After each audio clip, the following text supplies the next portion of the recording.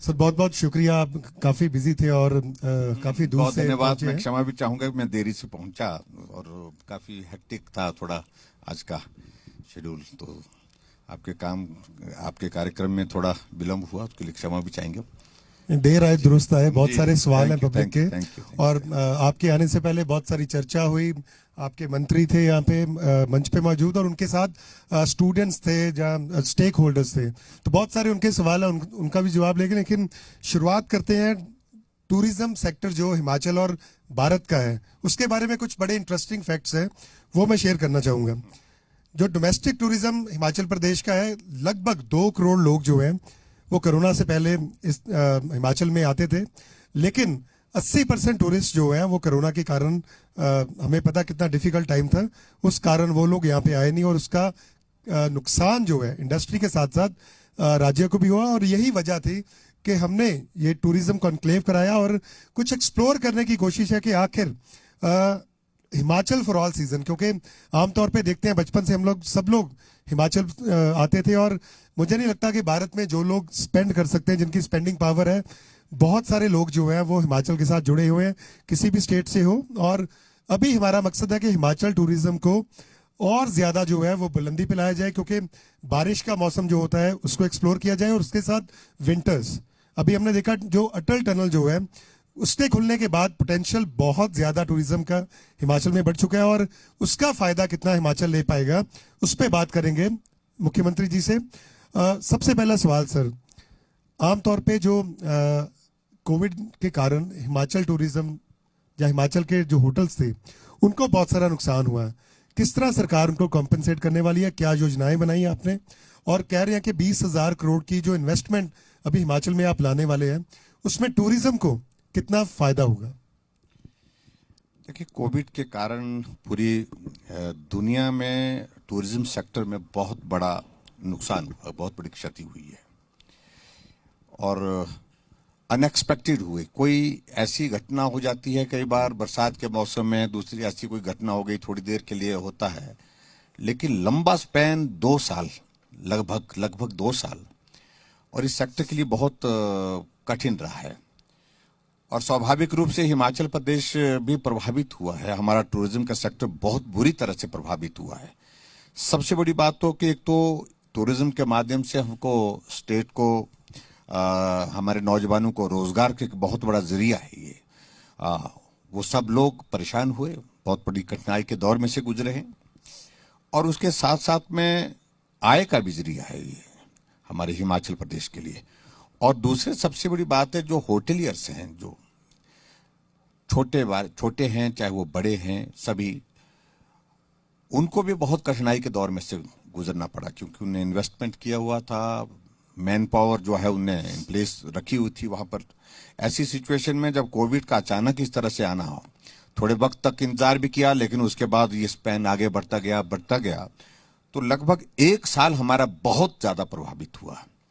अब जब तो कोविड के मामलों में थोड़ी कमी आई है हिमाचल प्रदेश में, पूरे देश में भी, ऐसी सिचुएशन में थोड़ा अब उम्मीद के साथ हम आगे बढ़ रहे हैं टूरिज्म के सेक्टर में। और मैं ऐसा ये मानता हूं कि जहां तक जो क्षति हुई है, उस क्षति को पूरा करना तो किसी भी सरकार के लिए संभव नहीं है, क्योंकि बहुत ज्यादा है वो। लेकिन फिर भी उसके बावजूद भी हमारे जितने भी हमारे होटलियर्स हैं, जो रिलैक्सेशन उनको दे सकते थे, जो हम उनको मदद करने के लिए हम कर सकते थे, उस तरह के प्रयत्न प्रयास हमने किए भी। लेकिन वो काफी नहीं है, मैं मानता हूं इस बात को लेकर। और स्टेट की इकोनॉमी और देश की इकोनॉमी भी बहुत प्रभावित हुई, इसलिए स्टेट और देश से हम बहुत उसमें मदद करने की स्थिति में नहीं हो पाई। ये सच्चाई है। यहाँ क्या, पूरे देश भर में किसी राज्य में भी नहीं हो पाए हैं। तो ये एक सिचुएशन इस प्रकार से रही। लेकिन एक उम्मीद के साथ मैं कह रहा हूं कि अब जब थोड़ा कोविड के मामले कम हुए, तो अब फिर से एक नई शुरुआत हुई है। उस नई शुरुआत के लिए हम पूरा सहयोग देने के लिए तैयार हैं। और बहुत बड़ी उम्मीद के साथ जो हमारे नौजवान जो बेरोजगार हो गए थे, टूरिज्म के सारी एक्टिविटीज जब बंद हो गई थी, टूरिस्ट आना जाना बंद हो गया था, तो उनको भी रोजगार की भी उम्मीद बंधी है। और उसके साथ साथ में जो हमारा होटलियर्स हैं, उनको भी एक उम्मीद बनी है कि उनका व्यवसाय, उनका कामकाज अब जो है पटरी पर आएगा। हिमाचल प्रदेश में टूरिज्म का 7% शेयर है जीडीपी में। और एक आपकी सादगी ये रहती है कि आप एडमिट करते हैं गलती जो होती है, जहाँ जो मुश्किलें होती हैं, क्योंकि बहुत सारे पॉलिटिशियंस होते हैं वो कहेंगे कि नहीं हमने तो बहुत प्रयास किए, शायद गलती वो रहेगी। बहरहाल आगे बढ़ते हैं। एक और मेरे पास फैक्ट है कि 17 लाख करोड़ जो वर्ल्ड वाइड टूरिस्ट पूरी दुनिया में ट्रेवल करते हैं, और 43 मिलियन जॉब्स यानी कि 4 करोड़ 30 लाख जॉब जो है वो टूरिज्म सेक्टर जो है प्रोवाइड करता है। 2028 में कहा जा रहा है कि ये डबल हो जाएगा, यानी कि जिस तरह लोगों की स्पेंडिंग पावर बढ़ रही है उससे टूरिज्म जो है वो बहुत ज्यादा और विकसित होगा। क्या हिमाचल प्रदेश इसके लिए तैयार है? क्योंकि हम देखते हैं कि 3-4 लाख जो फॉरेन टूरिस्ट यहाँ पे पहुंच रहा है, और अक्सर कंप्लेन करते हैं वो फैसिलिटीज बहुत ज्यादा नहीं है, जब लॉ एंड ऑर्डर की प्रॉब्लम थोड़ी बहुत कभी होती है, कोई ठगी हो जाती है उनसे, एक डर रहता है फॉरेन टूरिस्ट जो है उनके मन में कि शायद इंडिया जाएंगे, खासतौर पे अगर मैं हिमाचल में तो लॉ एंड ऑर्डर इतना बुरा नहीं है, लेकिन एक मन में शंका रहती है। उसको देखते हुए आपकी सरकार किस तरह के स्टेप्स ले रही है, और किस तरह की इंश्योरेंस आप डोमेस्टिक और बाहर के टूरिस्ट को देना चाह रहे हैं कि अगर आप हिमाचल में आते हो आपके लिए हिमाचल कितना सेफ है? देखिए, इसमें एक बात तो सच्चाई है कि आज लोग जो है पैसा खर्चने के लिए तैयार हैं, लेकिन उनको सुविधा चाहिए। हम हिमाचल प्रदेश में अब प्रयत्न उस दिशा में भी कर रहे हैं कि जो अच्छा पैसा खर्च करके यहाँ पर हिमाचल प्रदेश में रहना चाहता है, और उसके लिए हमको व्यवस्थाओं को भी अलग तरह से ही प्लान करना पड़ेगा, अलग तरह से ही करना पड़ेगा। और कुछ जगह, कुछ एक डेस्टिनेशन हमारी जो इंटरनेशनल डेस्टिनेशन के नाते हमारी टूरिज्म के सेक्टर में जानी जाती है, जिसमें हमारा शिमला है, मनाली है, डलहौजी है, धर्मशाला है, कसौली है, ये सारे स्टेशन में वो सारी व्यवस्थाएं हैं भी काफी हद तक। 5 स्टार होटल्स हैं, अच्छे उनके लिए जो सुविधा की दृष्टि से जो चीजें उनकी एक रिक्वायरमेंट रहती है वो सारी चीजें हैं। लेकिन इसके बावजूद भी जो आप कह रहे हैं कि आने वाले समय के लिए अगर टूरिज्म सेक्टर में हमारे पास ग्रोथ होती है, नए डेस्टिनेशन बनाने की दिशा में हम उसमें आगे बढ़ रहे हैं। हमने एक चीज की है, हमने हिमाचल प्रदेश में शुरुआत की है एक नई स्कीम की, नई राहें नई मंजिलें, यानी कि वो फोकस्ड है कि हम ये 3-4 डेस्टिनेशन जो हमारी टूरिस्ट डेस्टिनेशन है, जो इंटरनेशनली नोन डेस्टिनेशन है, उससे हम टूरिस्ट को बहुत लंबे समय तक के लिए एंगेज नहीं कर सकते हैं। और वो आता है, मनाली आता है, मनाली घूमने के बाद 2 दिन घूमने के बाद 3 दिन घूमने के बाद इसके बाद फिर वो रुक कर देता है जाने का, वापिस जाने का। शिमला में भी स्थिति है, मोरलेस धर्मशाला में भी स्थिति है। तो नई टूरिस्ट डेस्टिनेशन डेवलप करना, वो हमारा उसमें लक्ष्य किया है उसमें। और उसमें हमने अभी तक हिमाचल प्रदेश में लगभग 200 करोड़ रुपए का बजट प्रोविजन रखने के बाद उसमें काम भी शुरू किया है। नई टूरिस्ट डेस्टिनेशन में पर्टिकुलरली उसमें हमने तय किया कि कुछ नई, जैसे हमने 4 चीजों को हमने जोड़ा है। एक इको टूरिज्म के हिसाब से हमने एडीबी के तहत जो है, हमने जंजैहली में एडीबी का हमारा प्रोजेक्ट बन करके तैयार हो गया है लगभग 25 करोड़ का, और उसमें उसके टेंडर भी हो गया है, बहुत जल्दी उसको ऑपरेशनल हम करने वाले। तो इको टूरिज्म के हिसाब से नेचर, प्रकृति, वो सारी चीजों को लेकर देखने के लिए उस तरह से एक डेस्टिनेशन डेवलप करने की हमने कोशिश की है। और उसी तरह से हमारा चांशल है, चांशल में बहुत स्कीइंग की बहुत अच्छी स्लोप और उसका हम बहुत बड़ा एक उपयोग कर सकते हैं। उसको डेवलप करने के लिए हमने शुरू किया है काम, लेकिन अभी तक जितना वहां पर आगे बढ़ना है उस तरह से उसमें कठिनाई है। बीड बिलिंग है जो पैराग्लाइडिंग के लिए हमारी एक इंटरनेशनल डेस्टिनेशन है, जो कांगड़ा जिला के अंदर बैजनाथ के अंदर पड़ती है, तो उसको हम डेवलप कर रहे हैं टूरिस्ट डेस्टिनेशन के नाते एडीबी के हमारे इस प्रोजेक्ट के अंतर्गत। और उसी तरह से वाटर स्पोर्ट्स में हमने 3-4 डेस्टिनेशन डेवलप करने के लिए, एक पौंग डैम में, पौंग डैम के अतिरिक्त जो है हमारा यह लारजी है, बिल्कुल इसी ब्यास नदी के साथ ही है, वो यहाँ से थोड़ा ही दूर है मनाली से, कुल्लू से, और वो लारजी एक नई डेस्टिनेशन। और उसी तरह से कोल डैम में भी बहुत अच्छी एक हमारी जो कोल डैम में जो हमारा एक प्रोजेक्ट है, हाइडल प्रोजेक्ट है, उसमें बहुत बड़ी झील बनी है, तत्ता पानी, उसमें धार्मिक भी आस्था है और बहुत बड़ी संख्या में लोग वहां पर, क्योंकि शिमला से वो नजदीक है कनेक्टिविटी के हिसाब से, तो बड़ी संख्या में वहां पर टूरिस्ट वहां पर आ रहे हैं। तो उसी तरह से अभी जो चंबा का जो हमारा चमेरा वन है, उसकी जो हमारी बनी हुई है, वहां पर जो लेक बनी है, तो वहां पर बहुत बड़ा स्पोर्ट्स का इवेंट किया हमने नेशनल लेवल का, अभी मैं गया था उस कार्यक्रम में। तो ऐसी जगह जो है वाटर स्पोर्ट्स की साथ साथ में नई टूरिस्ट डेस्टिनेशन भी कुछ एक डेवलप करने की कोशिश कर रही है, ताकि जो टूरिस्ट बाहर से आए उसको हम एंगेज कर सके। लेकिन इससे बढ़कर के ज्यादा हमको जो बहुत बड़ी एक जो बनी बनाई चीज जो मिली है वो मिली है अटल टनल रोहतांग।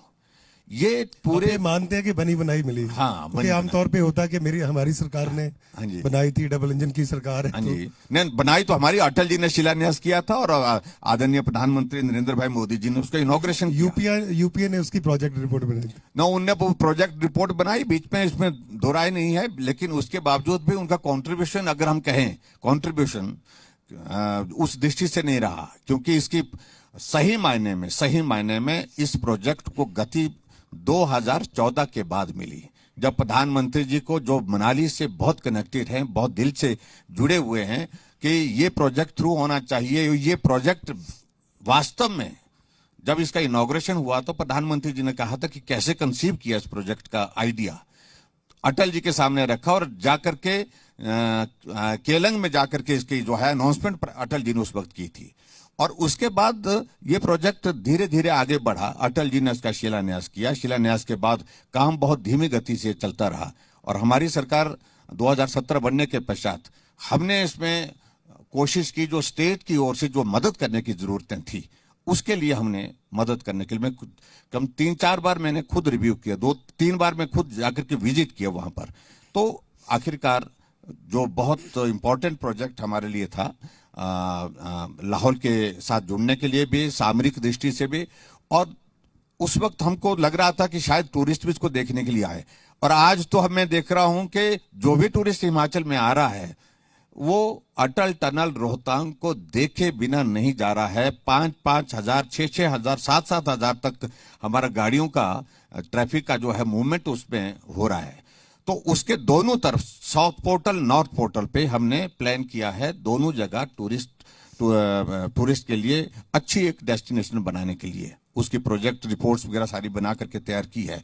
उसकी सिर्फ एक ही चीज को, जो फॉरेस्ट क्लियरेंस का इश्यू है उसका, वो हमारे पास अभी तक रहता है, क्योंकि हमारे हिमाचल प्रदेश में सबसे बड़ी हमको मुश्किल है कि एफसीए का जो क्लियरेंस, फॉरेस्ट क्लियरेंसेस के जो इश्यूज हैं वो हमको सुप्रीम कोर्ट तक जाना पड़ता है, तो उसके कारण वो डिले है। अदरवाइज जैसे वो डिले समाप्त हो जाए, वहां से क्लियरेंस हो जाती है, तो हम उसके बाद उसमें काम करना चाहते हैं। तो मुझे पूरा भरोसा है कि ये नई डेस्टिनेशन जो है टूरिज्म के सेक्टर में एक अलग पहचान हिमाचल प्रदेश की बनाएगी।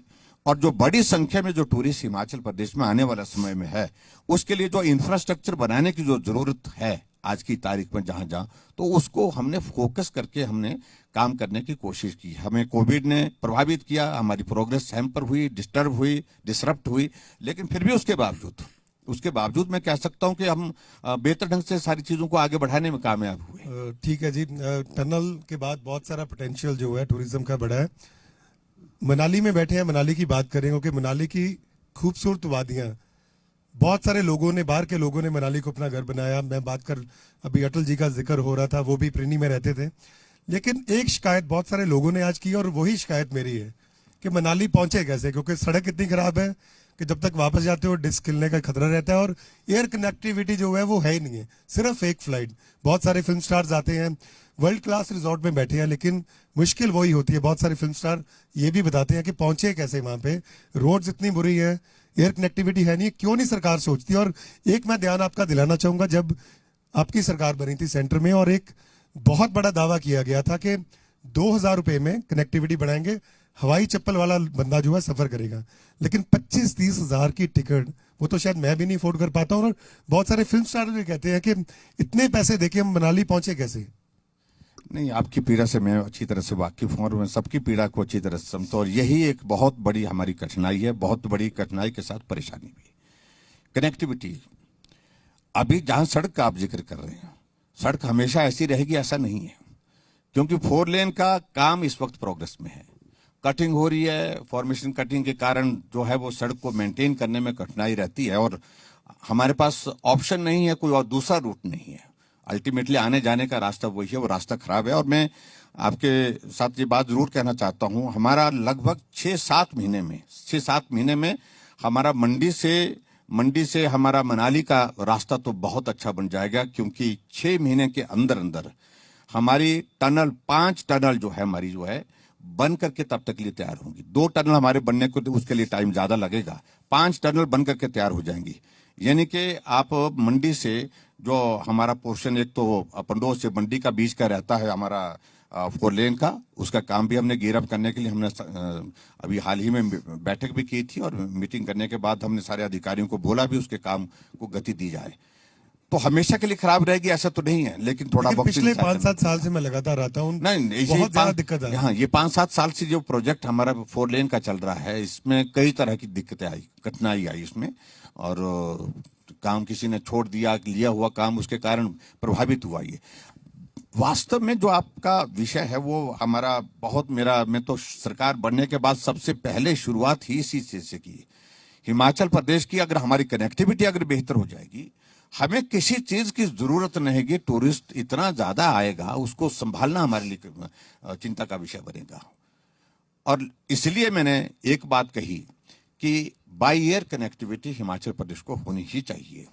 अभी एट प्रेजेंट हमारे पास 3 एयरपोर्ट है, लेकिन वो सारे छोटी एयर स्ट्रिप वाले हैं, और जहां आपको जो टिकट लेते हैं वो टिकट जो है वो बहुत बड़ा महंगा पड़ रहा है, बहुत ज्यादा महंगा पड़ रहा है। एक कंपटीशन रहता है कि अगर 25-30 हजार में मनाली आना तो मैं बैंकॉक क्यों ना जाऊं, दुबई क्यों ना जाऊं। स्वाभाविक सारे रूप से पैकेज वहां मिलते हाँ जी, हैं। स्विट्जरलैंड की 40-50 हजार में टिकट के साथ होटल मिल जा रहा है। तो ऐसे में सरकार क्या स्टेप्स उठा रही है? यही मैं कह रहा हूं, लोड पेनल्टी के साथ ही हमारी ये सारी फ्लाइट्स आती है, क्योंकि पूरा लोड ले नहीं पाती हैं वो फ्लाइट्स, क्योंकि एयर स्ट्रिप छोटी है। इसलिए हमने एक चीज को कहा है, जिसका हमने फाइनेंस कमीशन जब हिमाचल प्रदेश में आया था, तो उस वक्त भी जो चेयरमैन है फाइनेंस कमीशन और फाइनेंस कमीशन के मेंबर, उनके सामने इस विषय को रखा, तो हमें फुल फ्लैश बड़ा एयरपोर्ट चाहिए हिमाचल के लिए। अगर टूरिस्ट को लाना है, हिमाचल को बेटर कनेक्टिविटी देनी है, तो बड़ा एयरपोर्ट चाहिए। तो उसके लिए हमने मंडी में जो है वो नेरचौक से मंडी के बीच में, डडौर के बीच में, उसमें एयरपोर्ट के लिए जगह एक छांटी है, जिसकी औपचारिक जो फॉर्मेलिटीज काफी हम उसमें एडवांस स्टेज में हैं। हमारा OLS सर्वे उसमें हो गया, हमारा लिडार सर्वे उसमें कंप्लीट हो गया है, वो सारा ओके होकर के आगे की औपचारिकताएं उस लैंड एक्विजिशन की, उसके बाद उसके बनाने की जो रहती है, उसमें वक्त जरूर लगेगा। लेकिन आने वाले समय में ये चीज जो बहुत जरूरी थी, जो हिमाचल प्रदेश में आज से पहले सोचनी चाहिए थी, कि by air connectivity Himachal Pradesh को अच्छी होनी चाहिए। टूरिस्ट तभी आएगा, धक्के खाने के लिए जो है, गाड़ी तोड़ने के लिए कोई आदमी नहीं आएगा। तो ऐसे में ये एक हमारा एक इनिशिएटिव है, वक्त लगेगा लेकिन निश्चित रूप से इसका लाभ होगा। दूसरी बात, मैं जो 4 लेन वाली में कहना चाह रहा हूं, अब हमने वो 4 लेन के जो कीर्तपुर से हमारा सुंदरनगर तक का जो स्ट्रिप, जो ये पोर्शन था, जो किसी कंपनी को दिया था, उसने हमारे 5 साल बर्बाद किए, काम भी नहीं किया और काम छोड़ कर चले गए। अब उसको नए सिरे से टेंडर, अब रात दिन काम चल रहा है। मैं उम्मीद करता हूं कि आने वाले समय में 2 साल के अंदर ये सारा का सारा जो कीर्तपुर से मनाली तक का ये सारा स्ट्रेच जो है, हमारा पूरा 4 लेन हो जाएगा। और 4 लेन होने के साथ साथ में बाई रोड कनेक्टिविटी भी बेहतरीन हो जाएगी, और तब तक के लिए हम एयरपोर्ट के लिए भी उम्मीद लगाए हैं। हमने फाइनेंस कमीशन के सामने कहा कि मंडी के एयरपोर्ट के लिए आप अलग से हमारे लिए प्रोविजन करिए, और फाइनेंस कमीशन ने रिकमेंड किया है 1000 crore for greenfield airport Mandi and 400 crore rupees for expansion of Kangra airport Gaggal. तो 2 चीजों को लेकर के फाइनेंस कमीशन ने उसमें कहा है, और उसमें हमने प्रधानमंत्री जी से निवेदन किया है। मैं उम्मीद में हूं कि बहुत जल्दी उसके हम प्रक्रिया को आगे बढ़ा करके उस काम की शुरुआत करेंगे। हिमाचल प्रदेश को देवभूमि कहा जाता, कहते हैं कि बहुत सारे देवी देवताओं का यहाँ पे वास है। रिलीजियस सेक्टर को जो एक आप कैसे टैप करेंगे, क्योंकि बहुत सारे टूरिस्ट आते हैं, वो चाहते हैं कि जो शक्तिपीठ है यहाँ पे, वहाँ दर्शन करने जाएं। उसके लिए सरकार की कोई योजना है? और इसके साथ होम स्टे में बहुत पोटेंशियल है, क्योंकि लोग अक्सर कंप्लेन करते हैं कि अनहाइजेनिक कंडीशंस में खाना मिलता है। बहुत सारे जो ढाबे हैं, क्या उन लोगों को आप ट्रेन करने का कोई प्लान है, ताकि जो रोड साइड रेस्टोरेंट्स हैं सफाई से रहें? कोई सरकार उसमें पहल कर रही है कुछ? नहीं, उसमें हमारे ये 4 लेन के काम को पूरा होने के पश्चात हमारी प्राथमिकता यही रहेगी, जो 4 लेन से कनेक्टेड हमारी टूरिस्ट डेस्टिनेशन है, वहाँ बेहतर फैसिलिटीज मिले, और उसके लिए हमने कुछ प्लान किया भी है। जहां तक धार्मिक टूरिस्ट की अगर आप बात कहें, जैसे हमारे हिमाचल प्रदेश देवभूमि के नाम से जाता, जैसा आपने कहा भी, और बहुत सारे ऐसे स्थान हैं हमारे पास जहां धार्मिक श्रद्धा और आस्था लोगों के बीच में है। उन सभी को हिमाचल प्रदेश में, जिसमें मैं कह रहा हूं कि फाइनेंस कमीशन ने 25 करोड़ रुपए जो है वो हमारे ज्वाला जी जो मंदिर है उसके लिए भी उसमें रिकमेंड किए हैं। लेकिन हमने उसमें अलग से किया है। हमारा एक प्रोजेक्ट जो है वो केंद्र सरकार के लिए एडीबी का हमने प्रोजेक्ट जो भेजा था वो कोविड की सिचुएशन के कारण जो फिलहाल वो पेंडिंग हो गया था। वो गवर्नमेंट जैसे उसको एक तरह का उसको रोक दिया गया था थोड़ी वक्त के लिए कि उसमें ऐसे डाल दिया था। लेकिन दोबारा हमने उसको उठाया। वो लगभग 2100 करोड़ का मतलब 2100 करोड़ का मतलब लगभग है वो हमारा प्रोजेक्ट है वो। और उसकी सारी फॉर्मेलिटीज अब अंतिम स्टेज पर है। हम उम्मीद कर रहे हैं 1-2 महीने के अंदर अंदर वो हमको स्वीकृत होकर के आएगा। ये जो जितनी जो धार्मिक स्थलों की आप बात कर रहे हैं उन सबको हम उसमें इंक्लूड करने की हम कोशिश कर रहे हैं प्रोजेक्ट बना करके। और उसके साथ साथ में फिर ये चाहे वो ज्वाला जी है, चाहे वो माँ चिंतपूर्णी जी का है, चाहे नैना देवी जी का है, और उसके साथ ब्रजेश्वरी माता का है, और ऐसे और भी बहुत सारे धार्मिक स्थान है। जैसे हमारा मंडी के अंदर जो है रिवालसर एक बहुत धार्मिक आस्था से 3 गुरुद्वारा भी वहां पर है, और वहां पर बुद्धिस्ट का भी बहुत बड़ा एक धार्मिक आस्था का केंद्र है वो, और मंदिर भी वहां पर हैं। तो ऐसे में वो भी उसको भी हम डेवलप करने का प्लान उसमें किए हैं। उसमें भी अच्छा स्कोप है, बहुत बड़ा स्कोप है, वहां बहुत दूर दूर से आते हैं। तो सारी चीजों को टूरिस्ट हिमाचल में आए, चाहे वो धार्मिक श्रद्धा के कारण आए, चाहे वो घूमने फिरने के लिए आए, किसी भी कैटेगरी का उसको कैटर करने की हमारी कैपेसिटी हो, उसके लिए ये जो प्रोजेक्ट जो जिसका मैंने एडीबी का जो हमने कहा 2095 करोड़ रुपए का जो हमारा प्रोजेक्ट जो है, तो वो अगर स्वीकृत होता तो उसमें ये सारी चीजों का समावेश हम करेंगे। और जो नई डेस्टिनेशन को डेवलप करने की अगर हम बात कर रहे हैं तो उनको भी डेवलप करने के लिए उसमें स्कोप निकल आएगा, और निश्चित रूप से हम आगे बढ़ करके उसमें काम कर सकते हैं। जैसे नैना देवी जिससे हमने पंजाब के साथ MOU साइन किया है, उसमें रोपवे लगाने के लिए, और उसमें जो SPV उसके लिए बनाना था वो भी हमने वो सारी फॉर्मेलिटीज कर ली है एडवांस स्टेज पर। और कभी भी मुझे लगता है कि बहुत जल्दी उसका टेंडर की प्रोसेस कंप्लीट होकर के जो है वो टेंडर हो जाएगा और उसका काम शुरू होगा। वो हमारा और पंजाब गवर्नमेंट के साथ वो, और वहां पर बहुत बड़ी संख्या में टूरिस्ट उस दृष्टि से आएगा। हिमाचल प्रदेश में सर बहुत सारा पोटेंशियल है फिल्म टूरिज्म का, क्योंकि जम्मू कश्मीर की बात करें तो उतने ज्यादा वहाँ पे हालात जो हैं ऐसे नहीं है कि फ्रीली जाके वहाँ पे फिल्म इंडस्ट्री जो है वहाँ पे गाने शूट करे या मूवी शूट करे। तो अक्सर देखते हैं वो फॉरेन डेस्टिनेशंस का रुख करते हैं।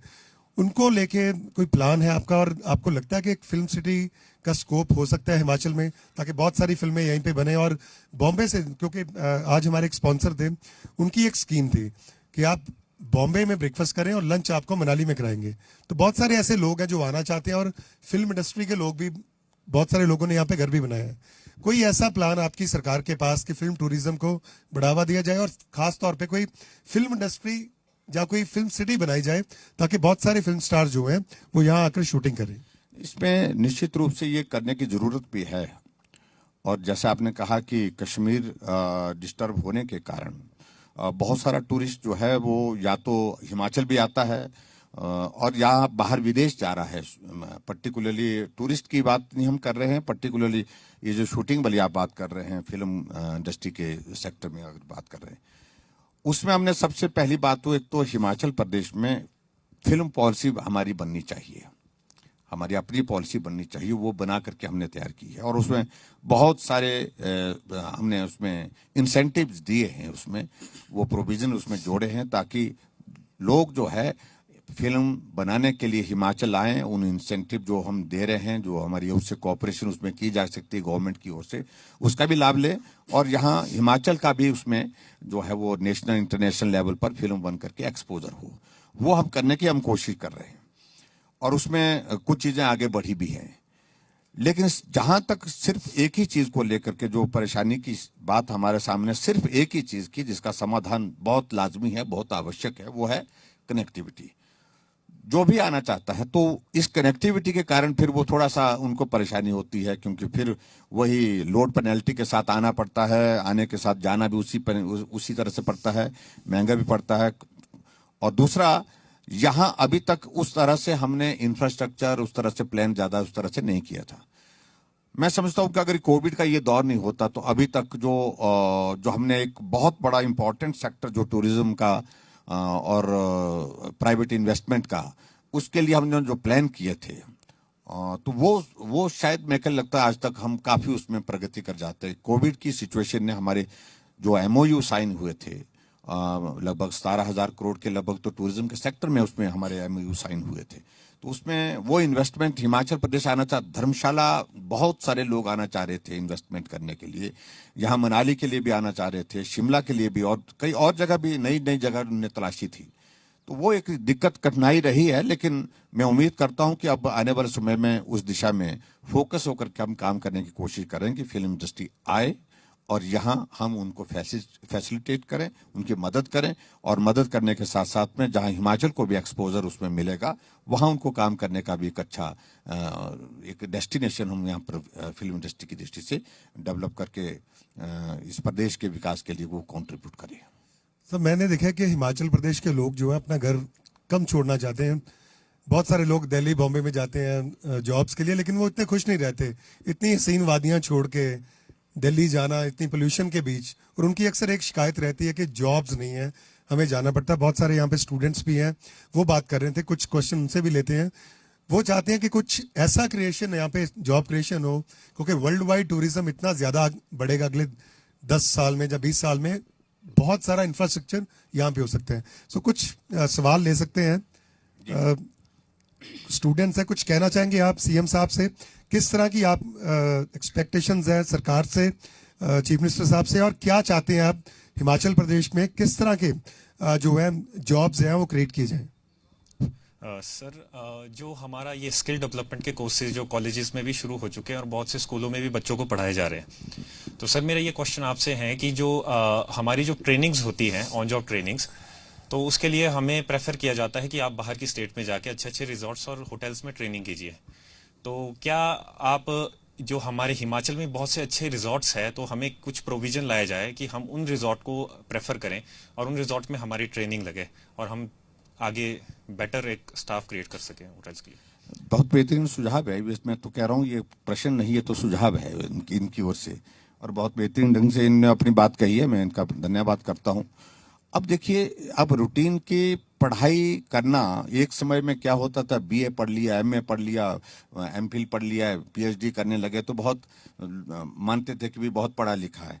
पढ़े लिखा होना एक बात हो तो अच्छी बात है, लेकिन अब आज की तारीख में जिस सेक्टर में जिस चीज की जरूरत है, उस सेक्टर की जो है वो जो एम्प्लॉयमेंट की जो जिसमें उसमें स्कोप का बहुत ज्यादा है, वो मुझे लगता है कि हमको ज्यादा फोकस करना चाहिए। स्किल डेवलपमेंट का इन्होंने जिक्र किया, आज की तारीख में इसकी बहुत ज्यादा आवश्यकता है, और अब हमारे कॉलेज कैंपसेस में इस सारी चीज को लेकर के हमने इंट्रोड्यूस किया है, उसमें काम भी शुरू हुआ है, लेकिन ज्यादा बेहतर ढंग से काम करने की जरूरत अभी भी लगती है। और उसमें जो इनका सुझाव है, जो अच्छे अच्छे होटल्स हैं यहाँ पर, अच्छे अच्छे हमारी टूरिस्ट डेस्टिनेशन पर बने हुए हैं, और वहां पर इस प्रकार से उनको काम सीखने का मौका मिले, एक्सपोजर भी उनका होगा, और उसके साथ सीख करके वो प्लेसमेंट भी बहुत बेहतर ढंग से जो है, और यहाँ भी, और यहाँ के बाद दूसरी जगह आउट ऑफ स्टेट में अगर भी जाना चाहते हैं तो अपॉर्चुनिटी उनके लिए बेहतरीन रहेगी।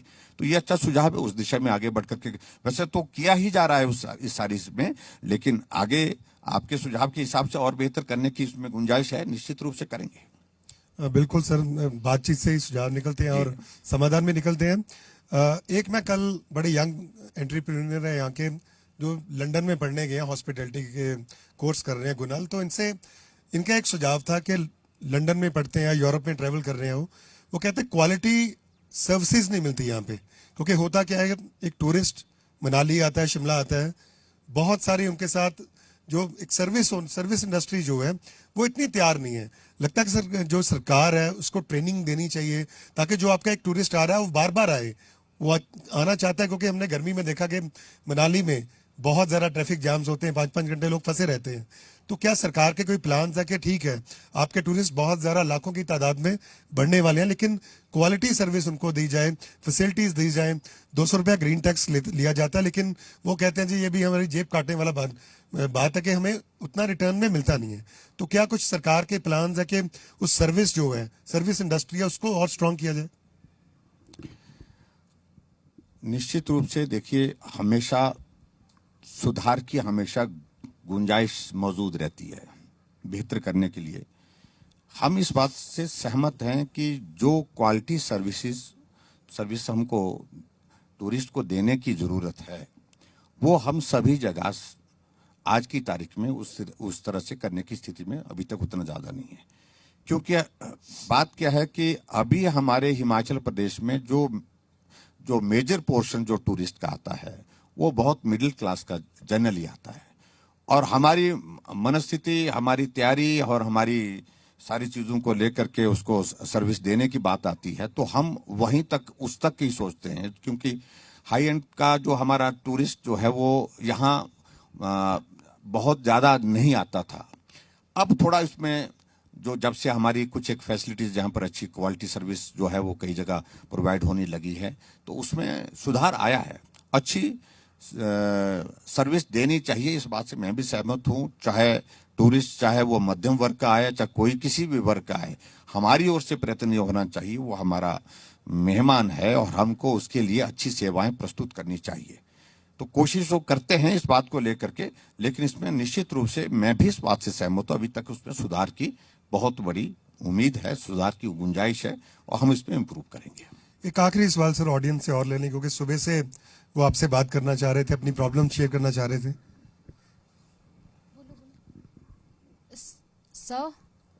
सर मेरा क्वेश्चन ये है कि एज अ टूरिज्म स्टूडेंट जब हम स्टडी करते हैं टूरिज्म को तो हमें अपॉर्चुनिटीज बहुत कम मिलती है टूरिज्म में। मतलब प्राइवेट सेक्टर में हमें जॉब्स मिलती है, पर एज अ सिक्योर फ्यूचर, जो हमें सिक्योर फ्यूचर चाहिए होता है उसके लिए हमें गवर्नमेंट जॉब चाहिए होती है।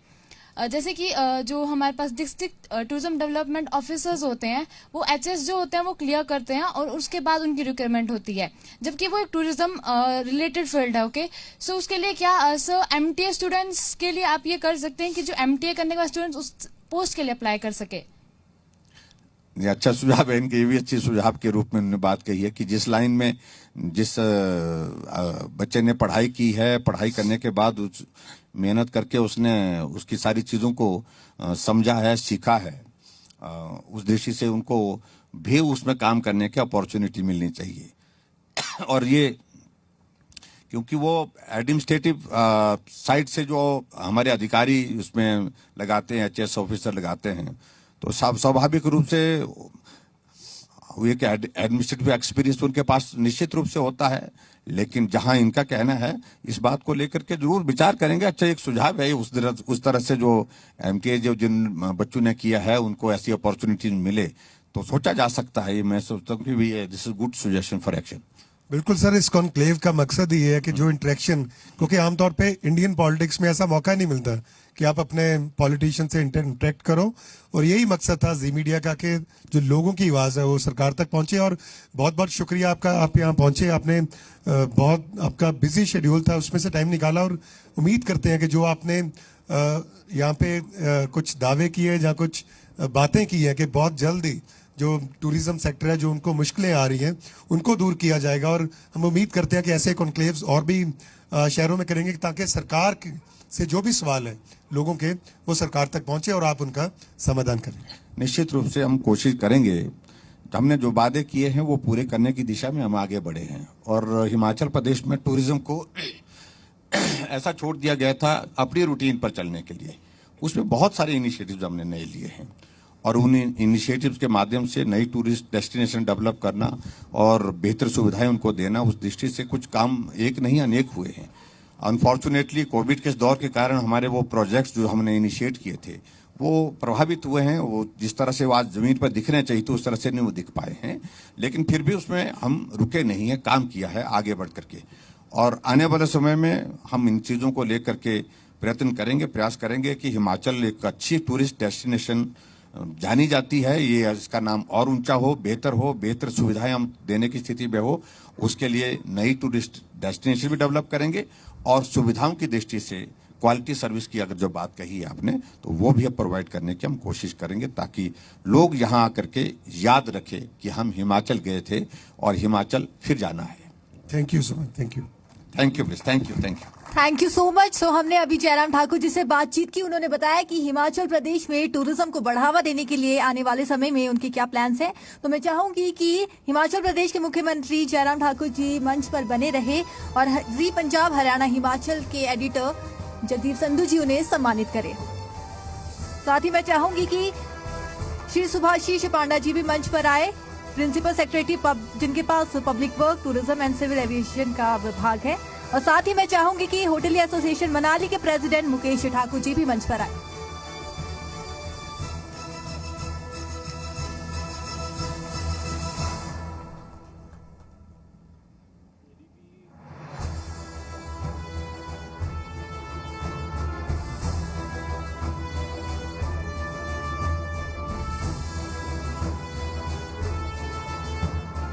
Thank you so much. Himachal Pradesh के जयराम ठाकुर, चीफ मिनिस्टर जयराम ठाकुर जी का हम धन्यवाद करते हैं। साथ ही जगदीप संधू जी का भी हम धन्यवाद करते हैं और साथ ही हमारे स्पॉन्सर्स का, जिनके बिना ये हमारा आज का कार्यक्रम अधूरा था। मैं एक बार फिर से इस कार्यक्रम को खत्म करने से पहले एक बार फिर से हमारे सारे स्पॉन्सर्स को थैंक यू बोलना चाहूंगी। Presenting sponsor air Himalayas, leading aviation company, connects you to Himachal, breakfast in your city and lunch in Manali. Associate sponsor Megaferry Environmental Solution Private Limited provides innovative solution in altitude area. Venue partner Baragarh Resort and Spa, world class resort in Himachal, brings you close to nature. Hospitality partner Sparsh Resort, the fusion of luxury and nature. Star World Immigration Group, tourist visa and visitor visa सोचो तो star world group Ludhiana सोचो। Entry लो, success together and Tidex paints. बहुत बहुत शुक्रिया। पंजाब हरियाणा हिमाचल की team की कोशिश रहती है कि वो पंजाब हिमाचल हरियाणा के हर एक कोने में जाकर हर एक मुद्दे पर बेबाकी से हर एक मुद्दे को उठाए और जनता के जो भी सवाल है, जो भी उनकी परेशानियां हैं, वो सरकार तक लेकर जाए। तो फिलहाल आज के हमारे इस कार्यक्रम में इतना ही। मुझे दीजिए इजाजत। धन्यवाद।